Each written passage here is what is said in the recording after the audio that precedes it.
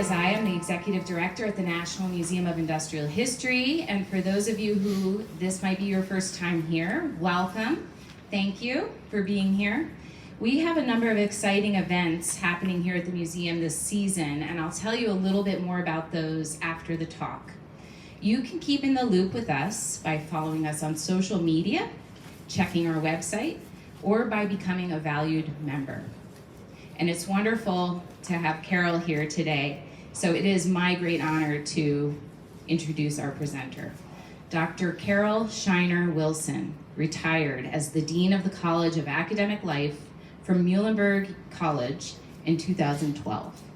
She has a Ph.D. in English, a master's in French, and a bachelor's in French, Phi Beta Kappa.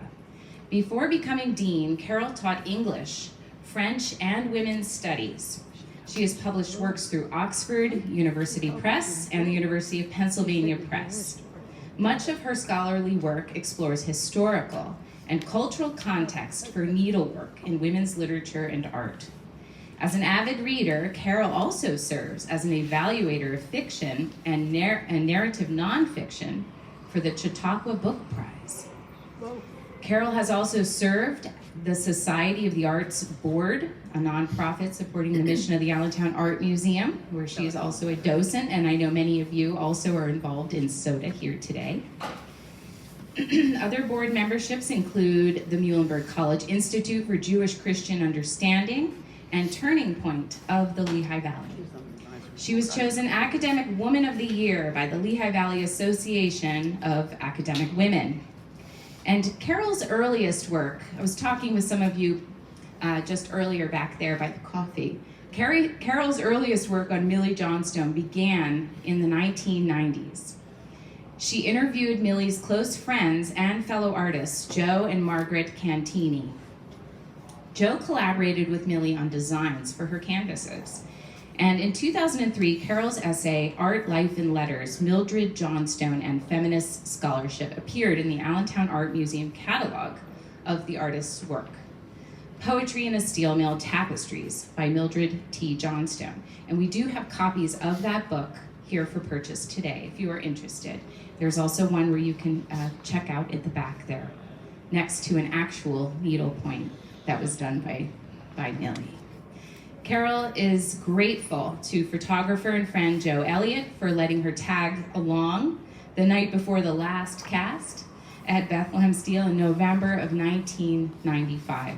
So we look forward to hearing more on her research today. Please join me in welcoming Carol Shiner Wilson.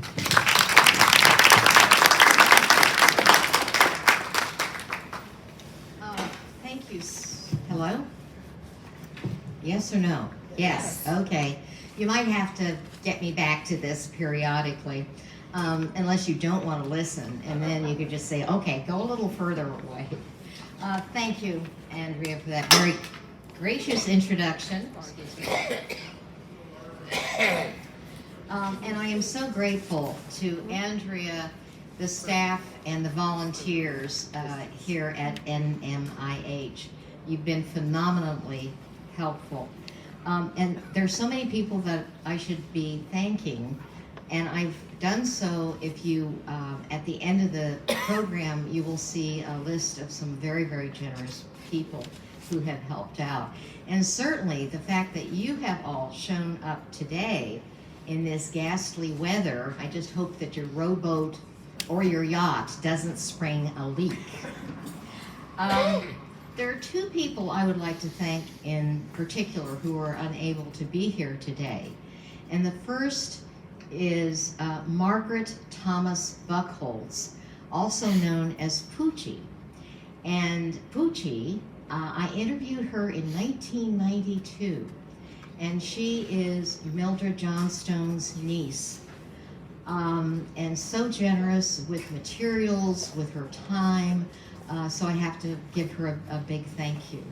And also a huge thank you to Millie's goddaughter, Mira Nakashima, who also for the past years has been very generous with her time, with materials, and always there to answer questions. and being very polite about not finding it annoying. Or at least she didn't let me know she found it annoying. So let's get going. Okay. From the earliest days of the Industrial Revolution, industry has been a fascinating, compelling topic for the visual and for the literary arts. Weir's the gun foundry. Take a look at this. This foundry is located across from West Point, and it provided about 80% of the heavy ordnance for the Civil War. It's a monumental piece. It has a really compelling narrative about labor working in tandem with the machinery and with that incredible fire. This painter, Cynthia Cooley, had a painting in the collection of the Bethlehem Steel art collection. And on photographs, believe it or not, that famous Margaret Bourke White started her career with photographs inside steel companies in Cleveland. And Peter Treber, ingot teaming. This is from the book Inside Bethlehem Steel. You can feel the power of the fire, can't you? And you can hear the crackling of the sparks. It's mesmerizing, it's dangerous. And it calls upon millennia of imagery of fire. Prometheus stealing fire of knowledge and power from the gods. And of course, the eternity in a fiery, fiery hell. And this Joe Elliott photograph, there's a quiet power here, but power nonetheless. There's something magical and mysterious and almost sacred. So let's go back to 1948, when Mildred Johnstone, wife of executive William H. Johnstone, took a tour of steelmaking, and she became transfixed, quote, drawn into the percussive heat of tensions and power, the primordial dirge of production, dust catchers, skip cars, sawtooth roofs, or a blast furnace against a red sky. The visual excitement of turning hot metal into cold steel, suggesting infinite possibilities for working on thread. Fluorescent red for the burning crackle of scrap iron, or yellow angora for poured steel. She was transfixed by, quote, the magic mood, men in masks pulling levers, switches, and buttons. The colors and compositions of my needlepoints were dictated by the industry, its dissonance, its texture, and its drama, by the symbolic forms of men in relation to machinery, poetry in a steel mill. She experienced both, I quote, the constant release of energy and the terrific sensation of reverence. Steelmaking became her inspiration, her muse, and Johnstone immediately began a series of needlepoints, not to document, but to take the kaleidoscope of sensations and transform those into a dynamic artistic creation. Hers was an intentionally modernist aesthetic of abstraction, shapes, color, experimentation, the dynamics of steel waiting to be organized in a modern mood. On her initial visits, everywhere she looked, she saw possibilities for needlepoints.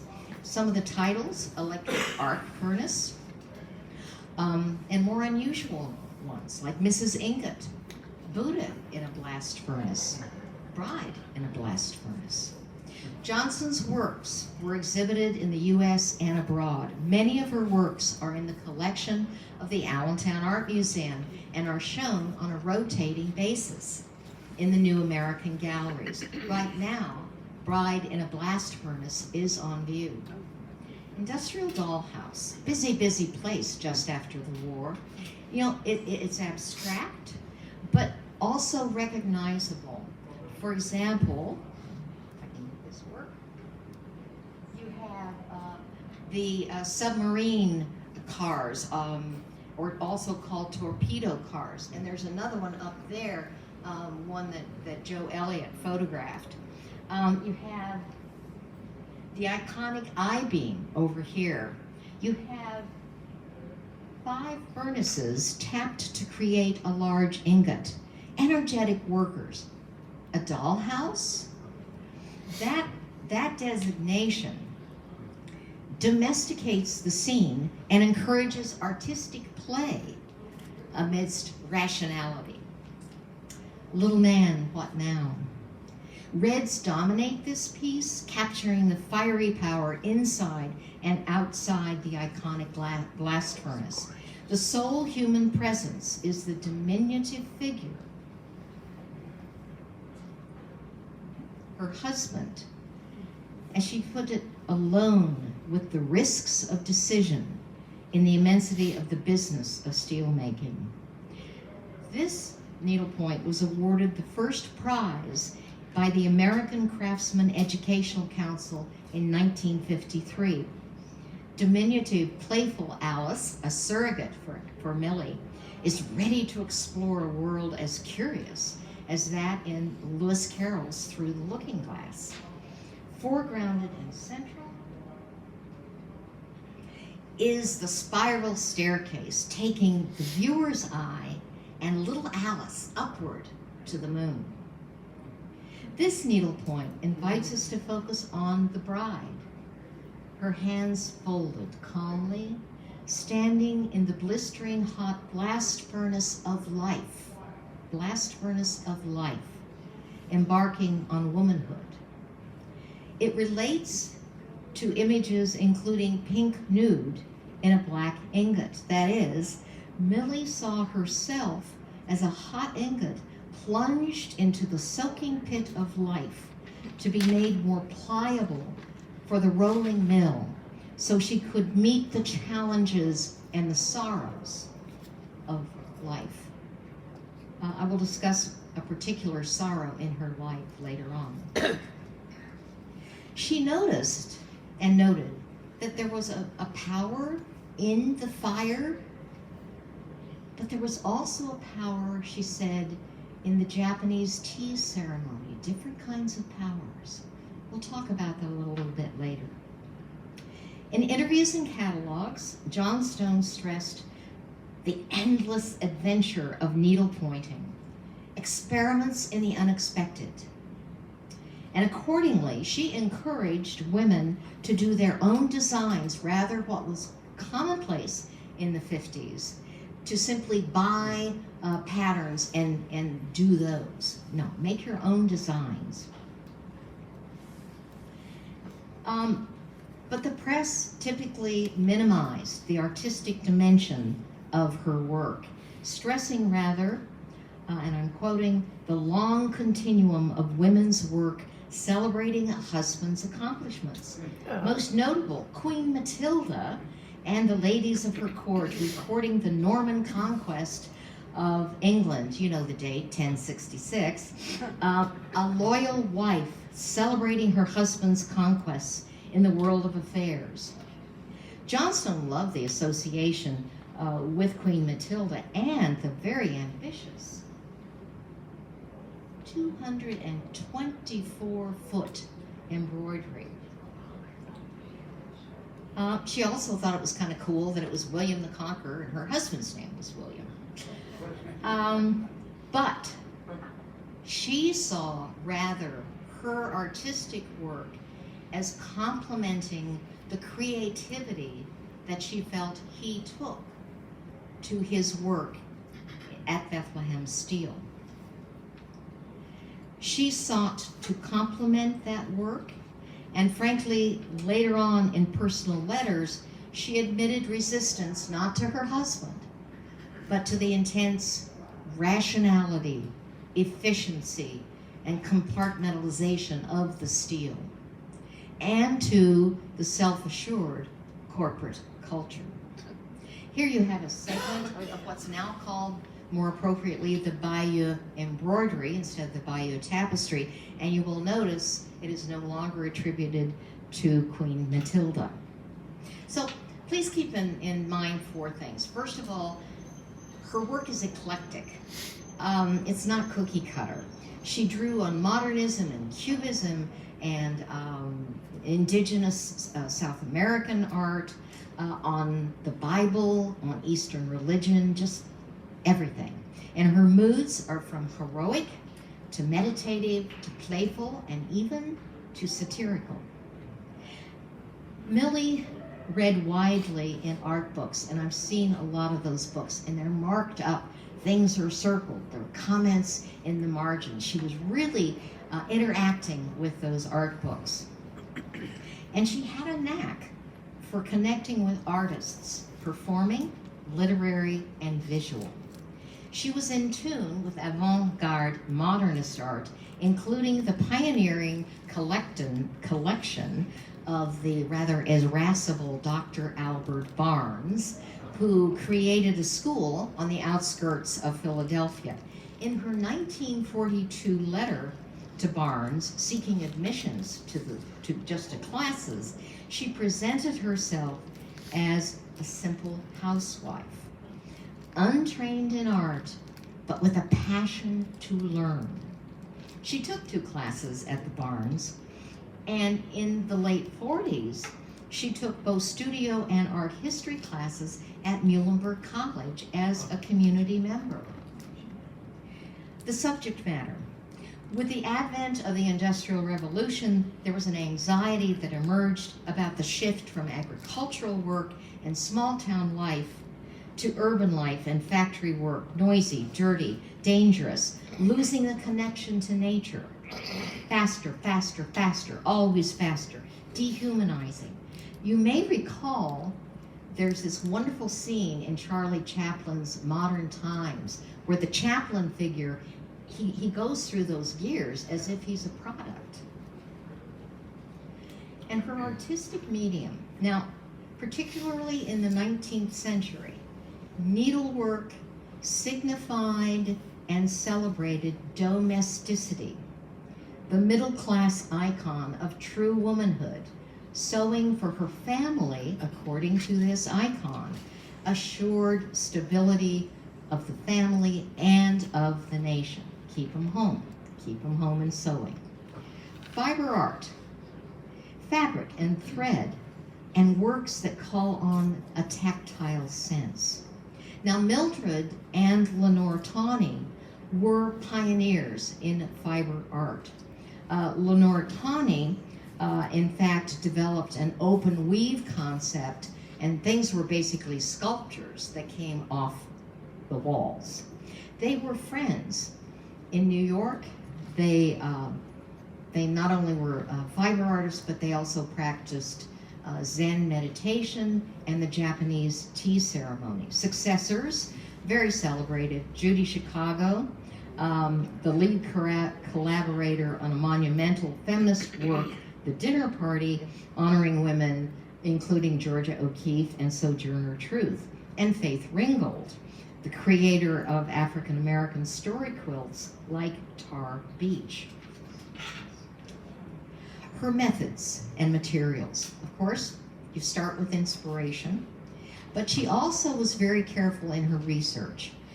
Of course, numerous visits to the mills, conversations with the workers, poring over color photographs and mechanical designs. She consulted with the Muhlenberg College art professor, George Rickey, who later on became a very famous sculptor of mobiles.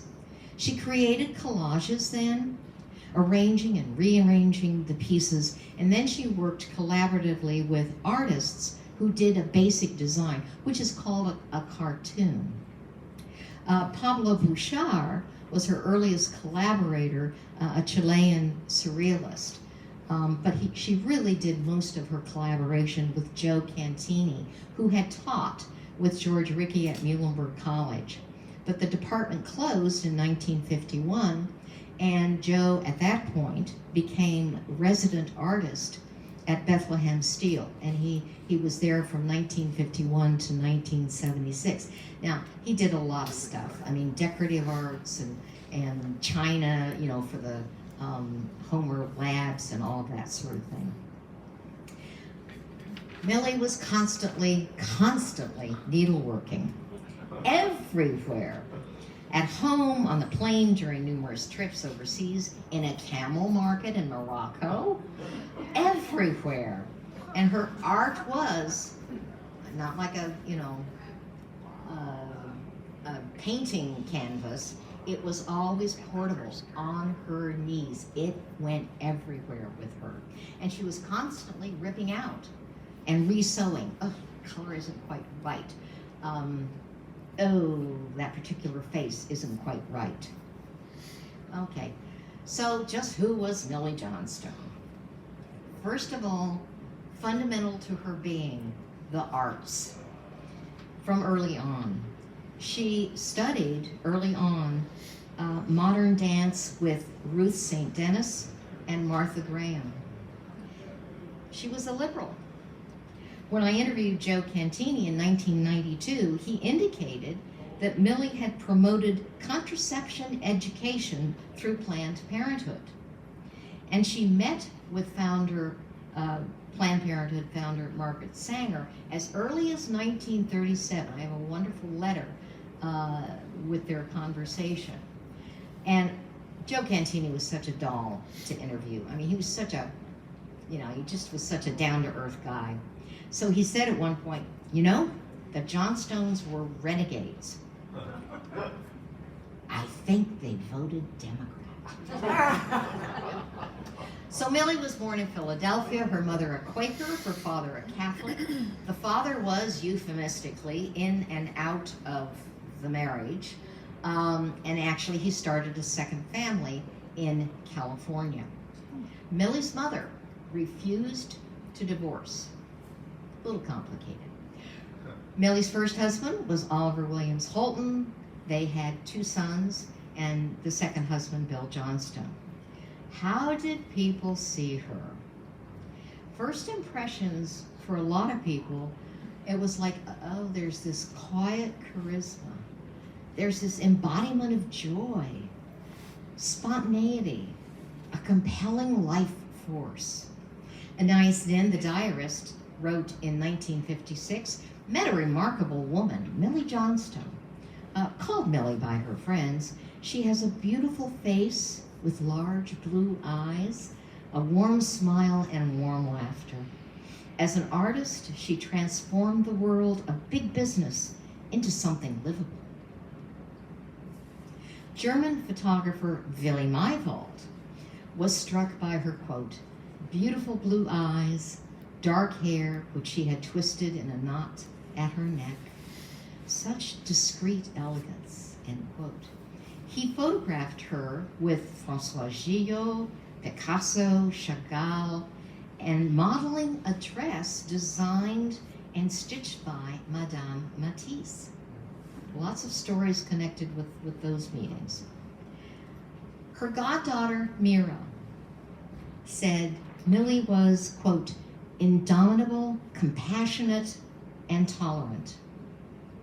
Known for her generosity, Millie also had a great strength and sense of humor.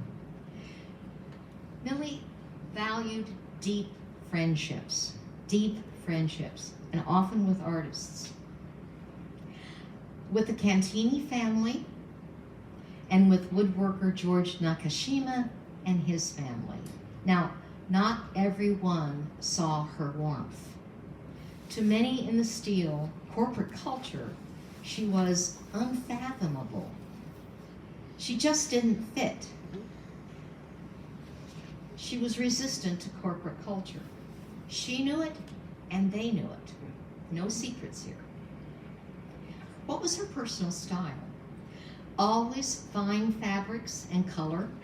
Hermes Pucci recalls Millie's beautiful silk shirtwaists of the 1950s, and that Millie gave her her very own green strapless chiffon dress and a purple and green Guatemala stole to wear to a college prom. Millie anticipated the style of flowing attire, including caftans and long skirts and capes. her letters. I read lots and lots of letters. They are a joy to read, and frankly, they are truly works of literary brilliance. Warm and intimate, joyous, also reflective on serious existential issues, reflections on art, Zen retreats, readings in a wide range of topics, accounts of travels of friends, of Bill's health, of his experiences at the steel that he shared with her as she stitched at night. I would love to get letters like this. Several of her letters to Poochie were signed, "Love, love, love, Aunt Millie." Her steel life began with her marriage in 1935 to Bill Johnstone, her second husband. He was a Midwesterner who had started in the steel in 1924 under colorful Chairman Charles Schwab and President Eugene Grace.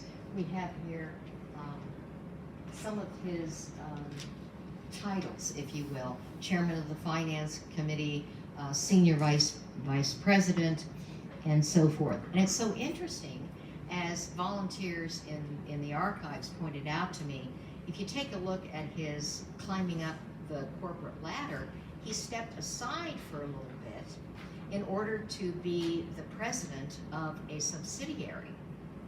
So fascinating. I mean, but he was a leader, and he was a leader in the community too. He sang and loved to sing in the Bach choir, and later on he was on their governing board. He had to not sing in order to be on the board. He was president of the Saucon Valley Country Club. He was instrumental in revitalizing Bethlehem in the 50s and the 60s. There is, if you care to go to the Rotunda, they always have wonderful art exhibitions there. So, but you can also see a plaque to honor Bill.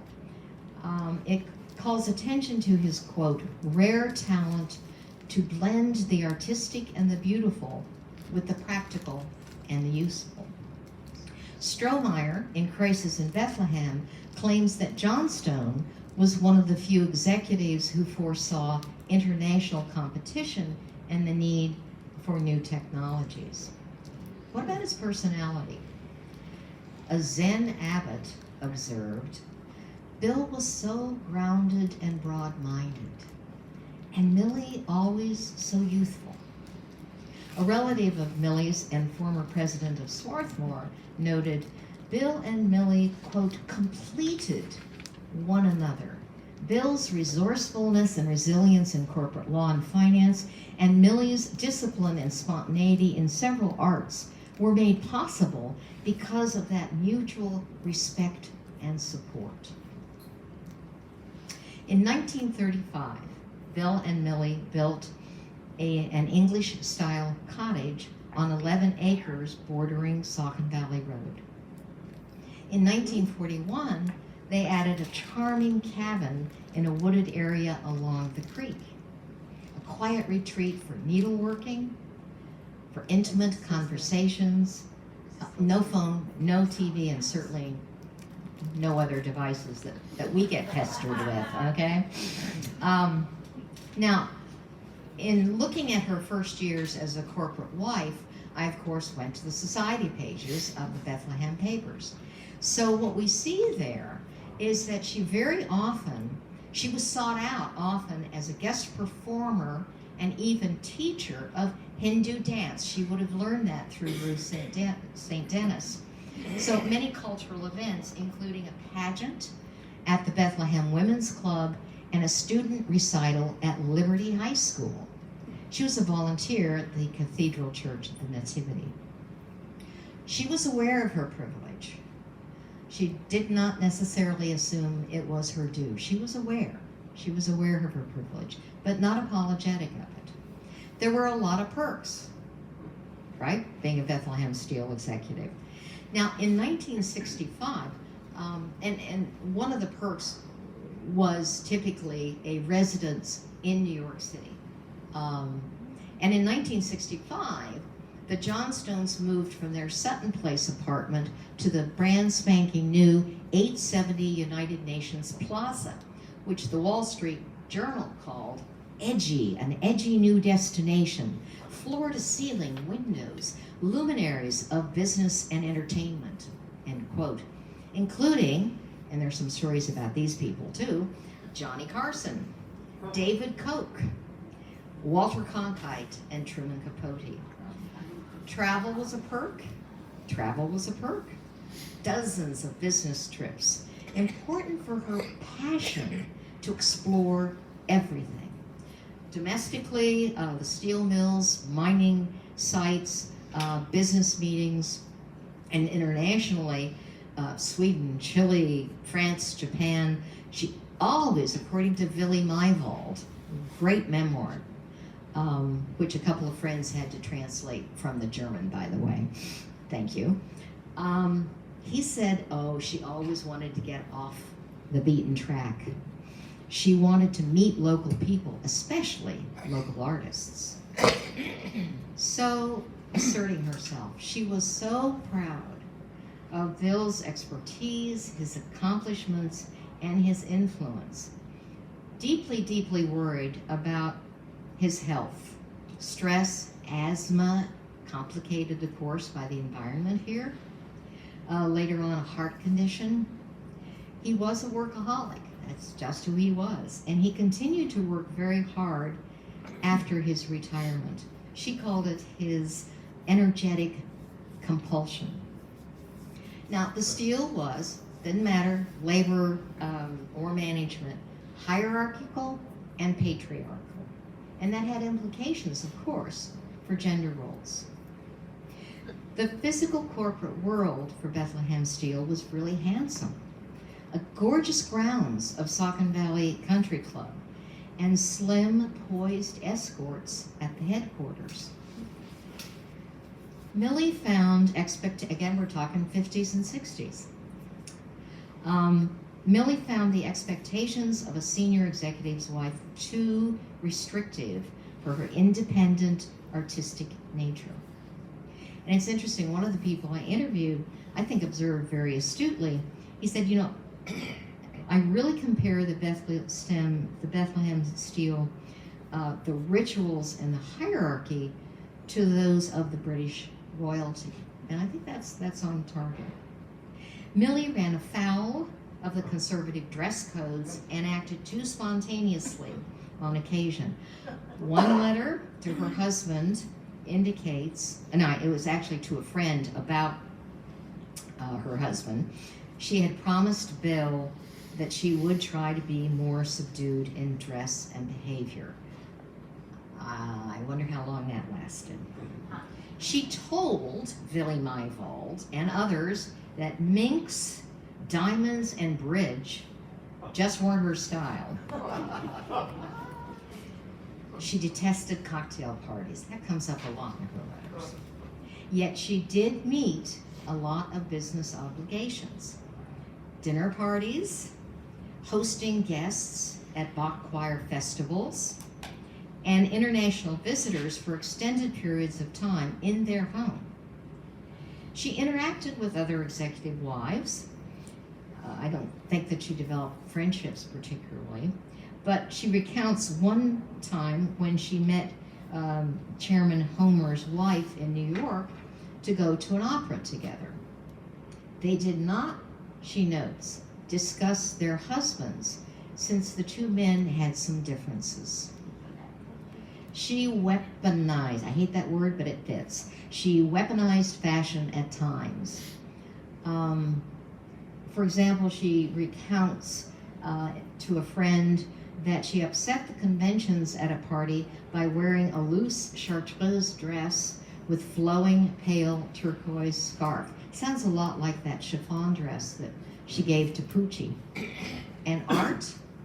Records reveal a traditional collection at the Steel, certainly in the 50s and 60s. Audubon's, a Gilbert Stuart, and lots of documentary photographs and paintings of work sites. She lamented the corporate lack of imagination. For example, a modernist steel sculpture by Jose Rivera was lent to the Steel under the patronage of the Johnstones for possible purchase. One executive looked at it and dismissed it because it reminded him of, steel people will know, a cobble. Waste product in steel making. Little Tommy. Oliver Williams Holton, her first husband, was born in Catasauqua, and there's lots of Holton blood still in the Lehigh Valley. He was a colorful character, earned a degree in animal husbandry from Cornell, and opened a 300-acre zoo for tourists in Middletown, New Jersey in the early 20s. I've seen newspaper reports of escaped animals, including one of a leopard that was loose 2 months and had to be shot. July 22. An ostensibly tame wolf got loose, attacked their little 2-year-old boy, Tommy, and 16 hours later, he was dead.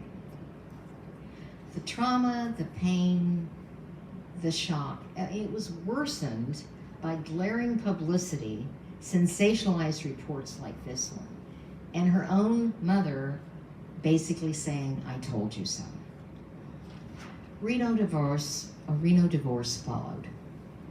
Now, throughout her life, after the tragedy, Millie sought to understand. She sought peace of mind, and she did that through the arts, including dance and needlepoint, through Eastern practices, including Zen meditation, and through the Japanese tea ceremony. So, I expect a lot of you are familiar with Hicks's Peaceable Kingdom. Actually, this Quaker preacher painted over 60 versions of Peaceable Kingdom, which is drawn from the book of Isaiah, and it's about the desire for peace and peace of mind. And I quote from Isaiah, "The wolf also shall lie down with the lamb, and the leopard shall lie down with the kid, and the calf and the young lion together, and a little child shall lead them." Here's Millie's Peaceable Kingdom, 1960. Note the dominant steel board of directors there. It's with a satirical touch, because the scene resembles pretty clearly The Last Supper. I love your laugh, Glenn.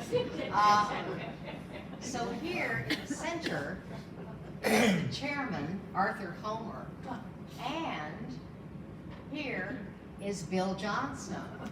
So, he wasn't spared. But it's not just the steel there, it's also nature. I mean, you see lots of scenes from nature, and certainly the animals as they are lying with other animals.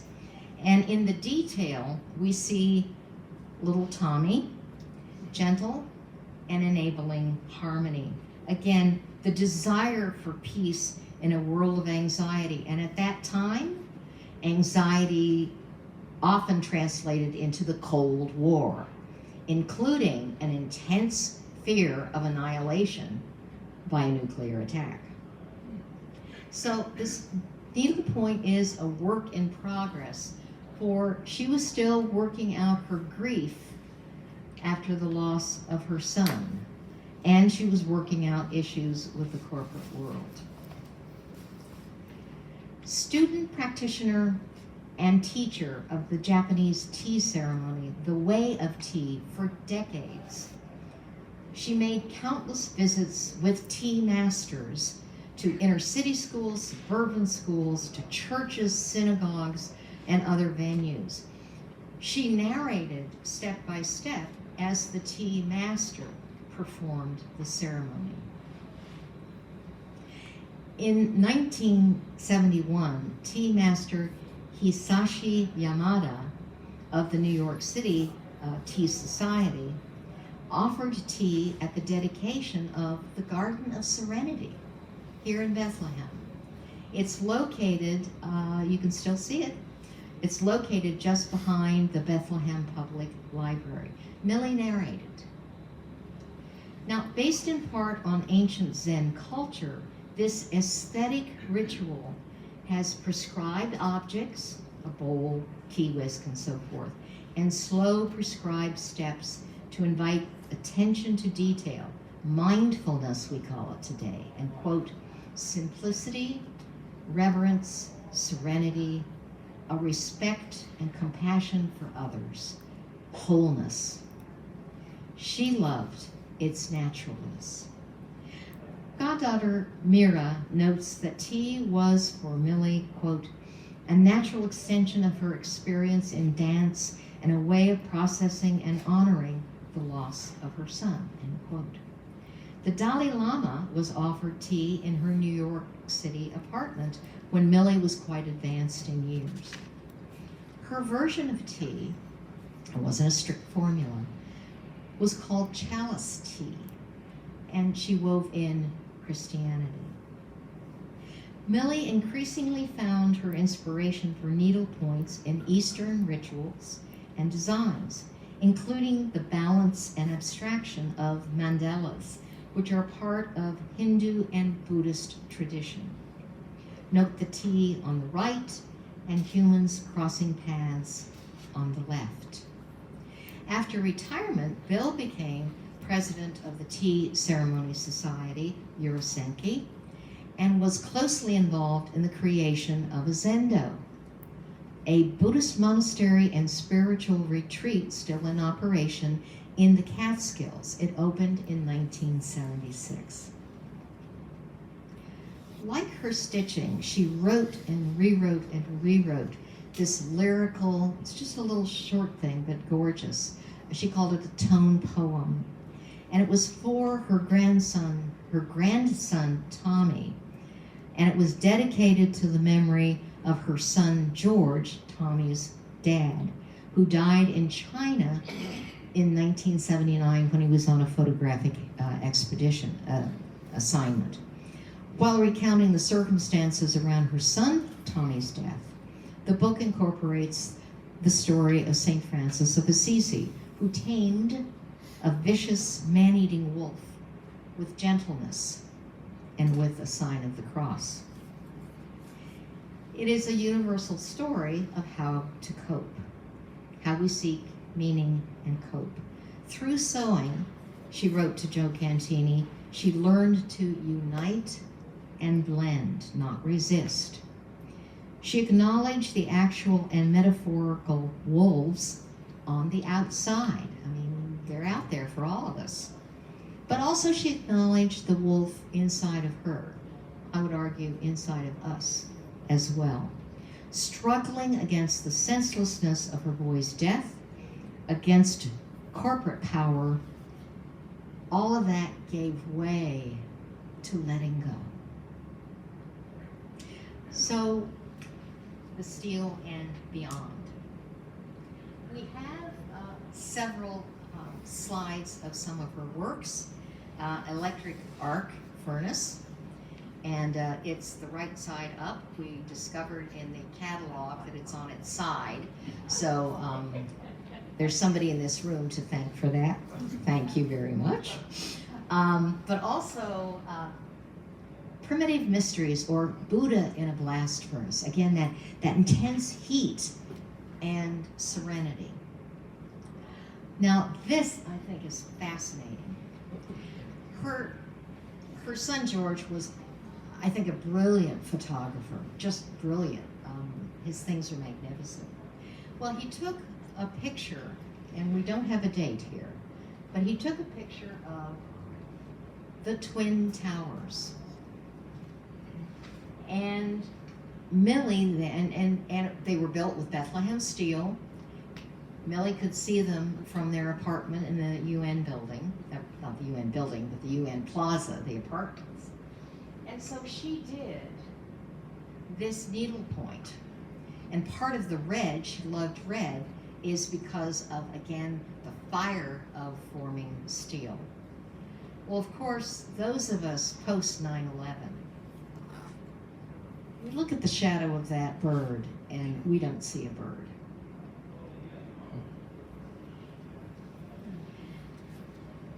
Now, I was looking at the New York Review of Books, and all of a sudden I saw a picture of this needlepoint. And I went, oh my gosh, that looks like the daughter of Millie Johnstone. But actually, it is a Chattanooga artist, and I think aesthetically she's certainly kin to Millie, and her topics are very strongly pro-labor, as you can see, picket. So final words, yes, finally, final words about art and the steel, and frankly about life. Each one of us in this room has multiple perspectives on Bethlehem steel, on art, on how to live a meaningful life. Millie's today, I have presented one perspective, a woman with artistic talent and imagination and determination, with a curiosity about life, an executive's wife resistant to corporate culture, and a grieving mother seeking to find peace of mind after the tragic loss of her little boy. So I thank you today, and I want to thank people who have contributed as well. Let me just show these photographs. Isn't he handsome? That's her son, the photographer, and that's in the cabin with Millie and Bill. The next one is a photograph taken by George Holton, and it is of the woodworker George Nakashima and his little daughter, Mira, who's been helping me immensely, and of Millie. Again, Millie was Mira's godmother. Very, very close relationships in that family. And that is of Poochie when she was just a little girl with Millie. So, next. There are a lot of you here that I have to thank. And you see NMIH and the Allentown Art Museum, Muhlenberg College, librarians, my intellectual, moral, and tech support, Diane Shaw, who couldn't be here today. She's giving a paper at Lafayette. The Society of the Arts, and my own family, including my late husband. And more. And here's some, I think some people will see your names in here as well. You've all been, I have been so darned lucky with the generosity of people associated with this. And by the way, it's A to Z, Alan and Zil. Isn't that great? Next. All right, this is, a lot of you have already seen it, a lot of you have already bought it. This is the cover of the 2003 exhibition catalog of her work at the Allentown Art Museum. And don't be surprised if in a few more years there will be another exhibition that will travel. So it is for sale at the admissions counter.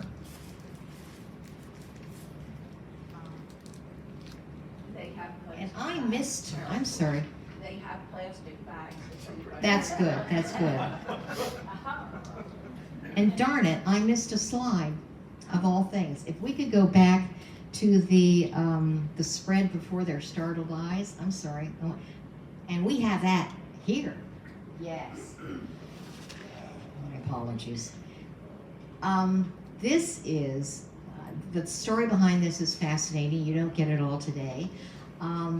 But this was stitched by Millie for the 1949 dedication of the Schwab Memorial Library.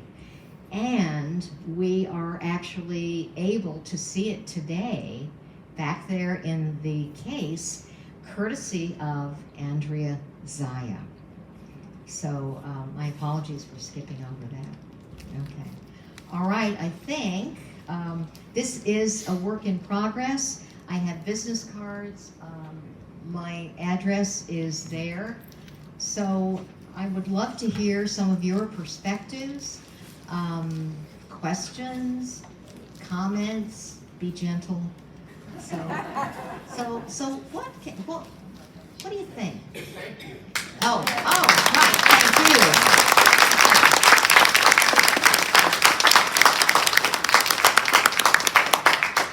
So what's on your mind? And I will need to, so it can be recorded, I will need to repeat the questions.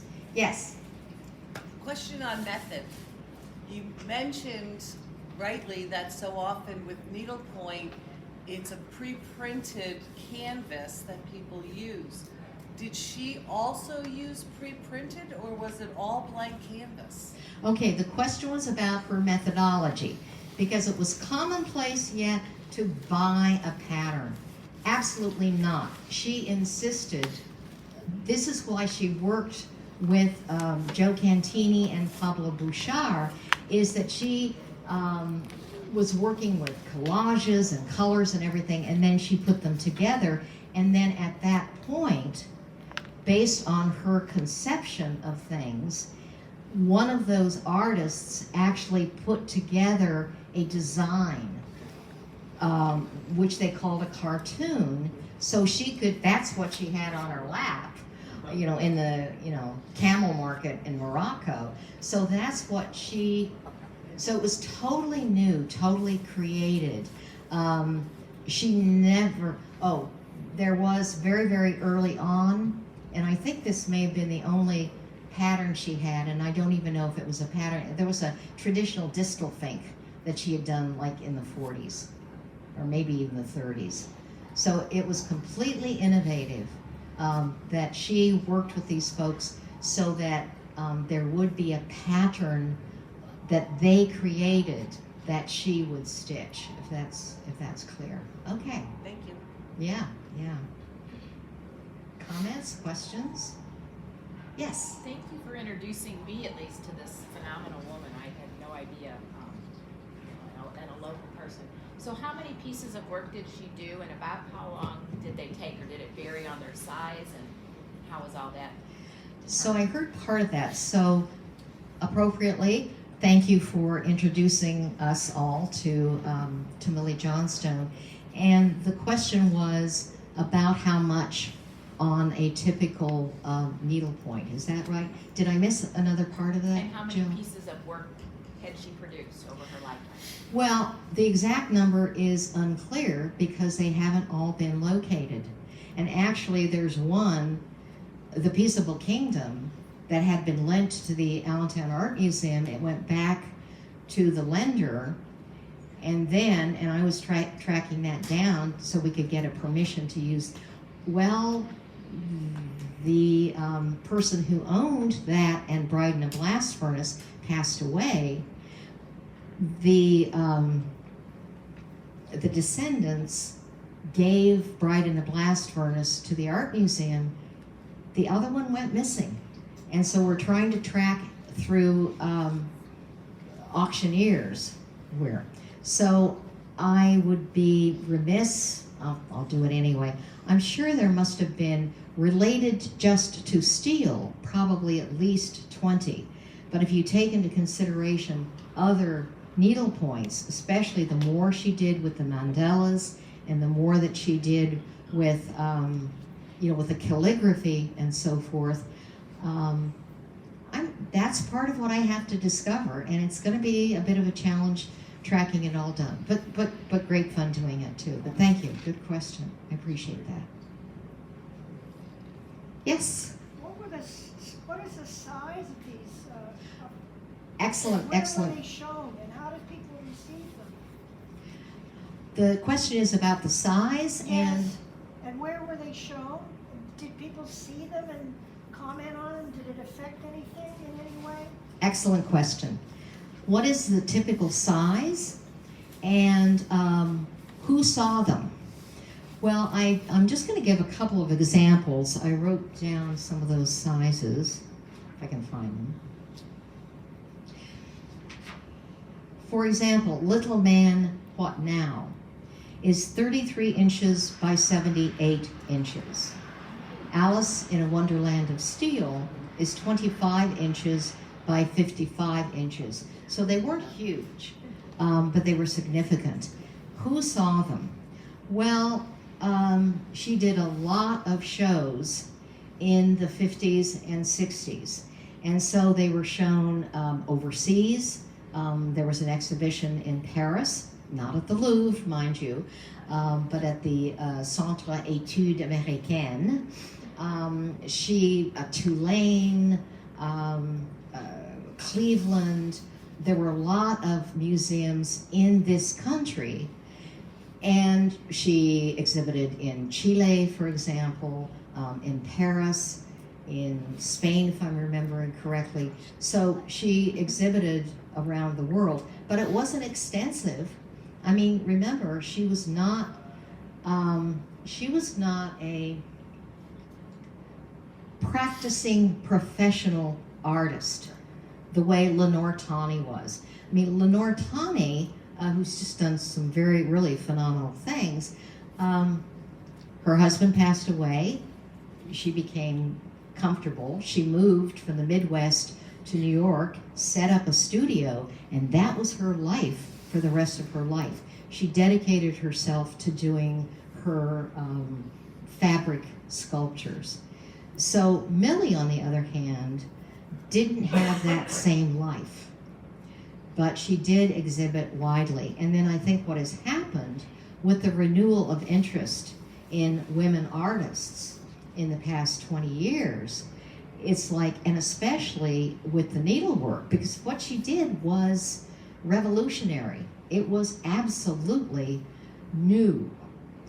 She and Lenore Tawney, and there's also a woman named Sheila Hicks who came a little bit later, but they really brought needlework into major museums, because before, as I mentioned, it had been considered kind of craft. Woodworking had been considered kind of craft.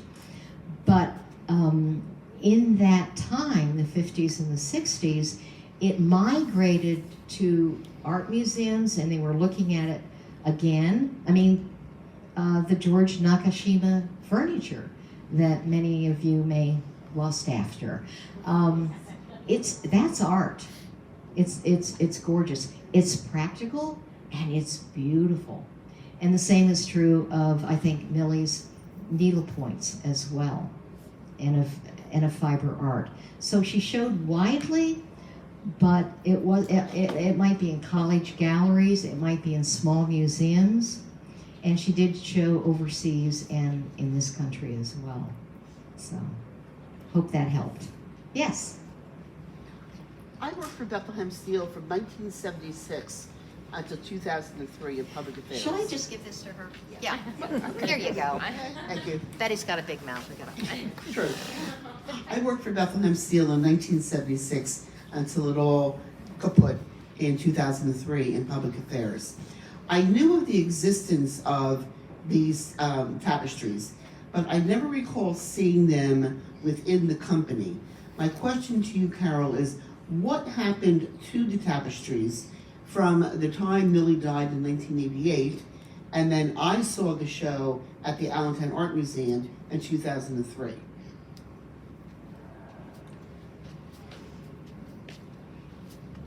Excellent question. And that's part of the mystery.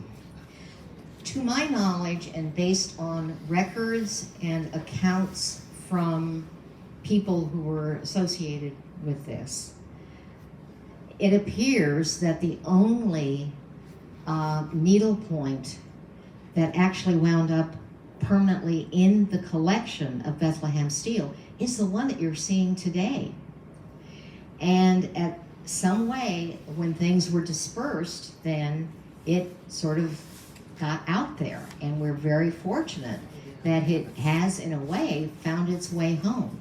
So again, the collecting taste at that time was more traditional. Millie would have said conventional.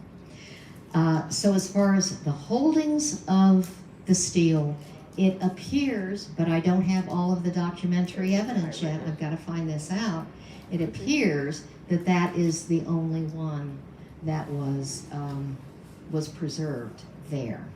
Yeah. Good question. And I mean, so many of you have a wonderful Bethlehem steel experience. Okay, I'm just going to hand this over.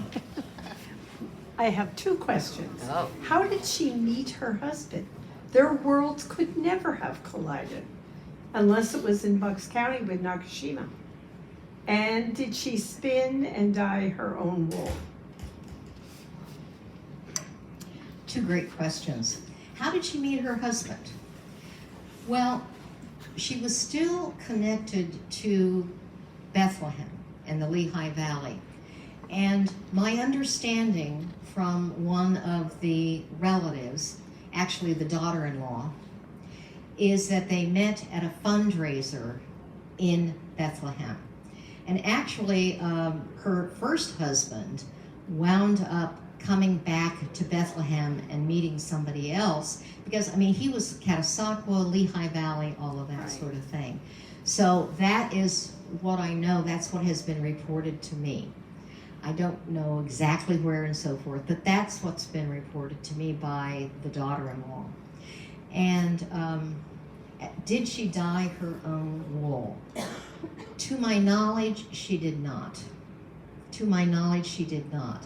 Now, she was very scrupulous about getting her yarns from places, you know, with natural dyes and so forth, places like New Mexico and South America. But I think that's another area to pursue, and it's a very important area. Where did she get her yarn? Good, good. Okay, what else? Yes. Oh, here we go. I understand that you've been working on this for a while because through SOTA and the Allentown Art Museum. Carol, how long will you continue to be working on this project?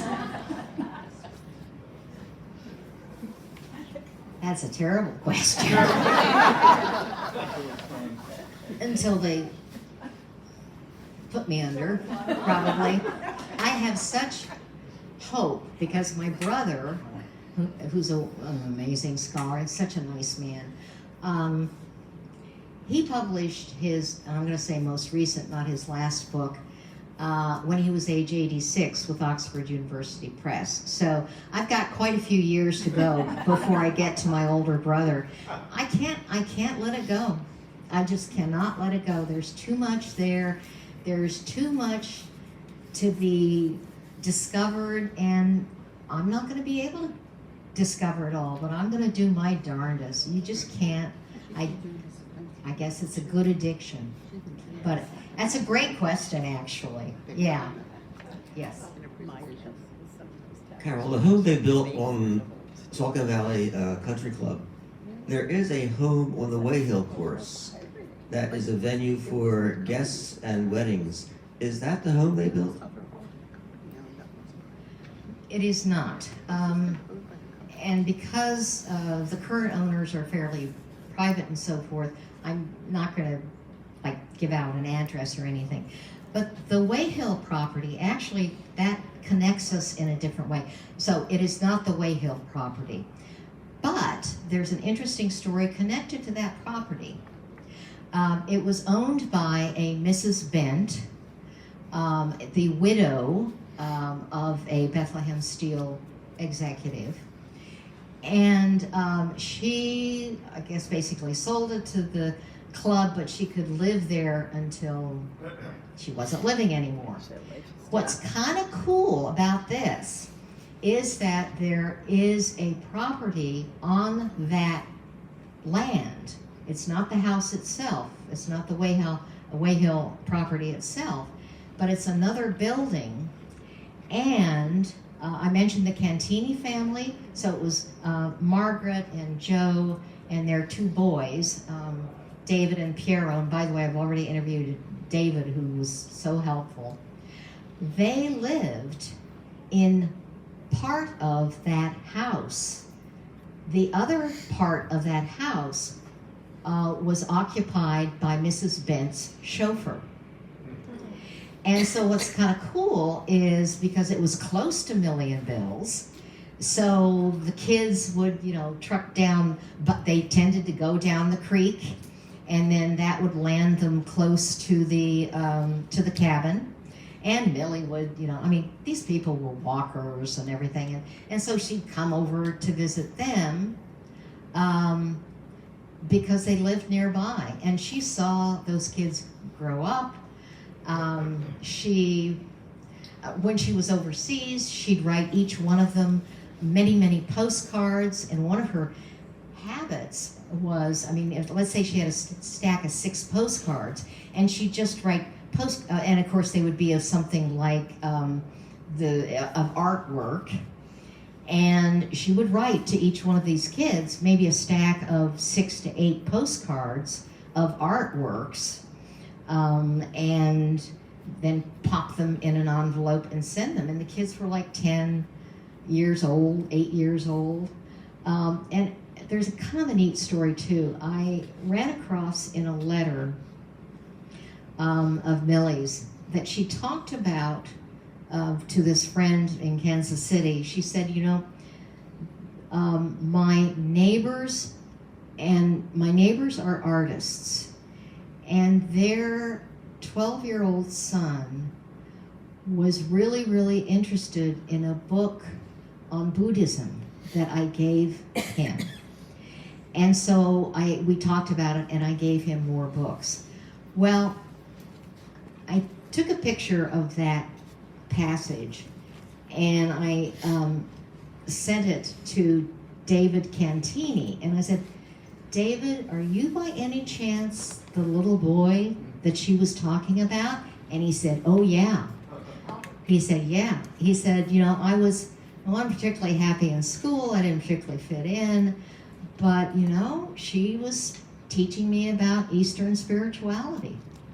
And so he was really moved by that. But, you find little things like that.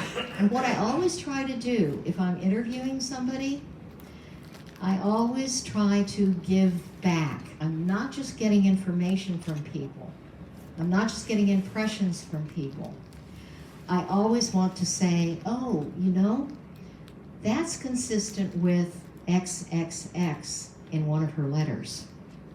Yeah, great.